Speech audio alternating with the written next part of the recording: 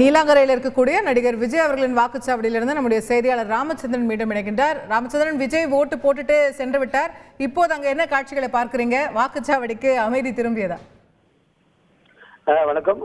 நடிகர் விஜய் தனது வாக்கினை பதிவு செய்துள்ளார். குறிப்பாக அவரது இடது கையில் அழியாத மை வைத்து தனது வாக்கினை பதிவு செய்துவிட்டு அவர் 2 இனோவா வாகனம் மூலமாக தனது இல்லத்திலிருந்து புறப்பட்டு வருகிறார். நேரடியாக கபாலீஸ்வரர் கிழக்கு கடற்கரை சாலையில் இருக்கக்கூடிய கபாலீஸ்வரர் நகரில் தான் அவருக்கான வாக்குச்சாவடி மையமானது அமைக்கப்பட்டிருந்தது. நேரடியாக அவர் வரிசை இல்லாமல் உள்ளே சென்று தனது வாக்கினை பதிவு செய்துவிட்டு தற்பொழுது இங்கிருந்து அவர் தனது இல்லம் அமைந்திருக்கக்கூடிய நீலாங்கரைக்கு புறப்பட்டு சென்றுள்ளார். குறிப்பாக அவர் வரும்போது மிகப்பெரிய ஒரு எதிர்பார்ப்புக்கு இடையே தனது வாக்கினை பதிவு செய்தார். ஆனால் நூற்றுக்கணக்கான ரசிகர்கள் அங்கு கூடியதால் மிகப்பெரிய தள்ளுமுழுக்கு இடையே தனது வாக்கினை அவர் பதிவு செய்தார். அது மட்டுமல்லாமல் அவர் உள்ளே சென்று வெளியே வருவக்கூடிய அந்த இடைப்பட்ட நேரத்தில் அங்கு இருக்கக்கூடிய பல பொருட்கள் சேதமடைந்ததை நம்ம நேரடியாக பார்த்தோம். அதிகப்படியான காவல்துறையால் கட்டுப்படுத்த முடியாத அளவுக்கு கூட்டம் உள்ளே சென்றதால் அதிக அளவில் அங்கு பொருட்களும் சேதமடைந்ததை நேரடியாக பார்க்க முடிந்தது.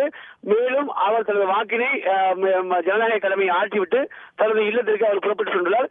மீண்டும் மற்ற பொதுமக்கள் தங்கள் வாக்குகளை செலுத்துவதற்காக நீண்ட வரிசையில் காத்திருந்து தனது வாக்குகளை பதிவு செய்து வருகின்றனர்.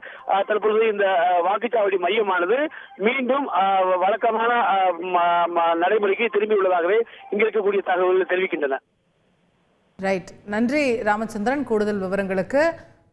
நடிகர் விஜய், தமிழக வெற்றி கழக தலைவர் விஜய் தன்னுடைய வாக்கை செலுத்தி இருக்கக்கூடியது இந்த காட்சிகளை நேரலையில் பார்க்கின்றோம் சென்னை நீலாங்கரையிலிருந்து.